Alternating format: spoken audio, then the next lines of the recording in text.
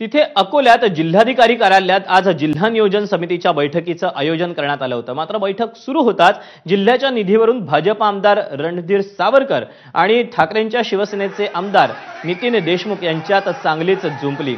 दोघांमधील वाद एवढा टोकाला गेला की दोन्ही नेते भर बैठकीत एकमेकांच्या अंगावर धावून गेले। याच वादाच्या पार्श्वभूमीवर दोन्ही पक्षाचे कार्यकर्ते जिल्हाधिकारी कार्यालयात जमा झाले होते आणि एकमेकांविरोधात जोरदार घोषणाबाजी केली। यावेळी अनर्थ टाळण्यासाठी पोलिसांनी दोन्ही पक्षाच्या कार्यकर्त्यांना जिल्हाधिकारी कार्यालय परिसरातून बाहेर काढले। भारतीय जनता पार्टी हिंदुत्वाच्या नावाचं राजकारण करते। हिंदुत्वावर त्या भारतीय जनता पार्टीचे तीर्थस्थळाचा निधी ग्रामीण भागाचा रस्त्याचा निधी 29 कोटी रुपये निधी व आज आमच्या मतदारसंघात ठोंगाळलेले गड्डे आहे। हे 29 कोटी रुपये यांनी परत पाठवले आणि जिल्ह्याचा डीपीटीसीचा निधी 300 कोटी संपूर्ण निधी 10 मार्चला जमा झाला। 10 मार्चला मग 10 मार्चला जमा झाला।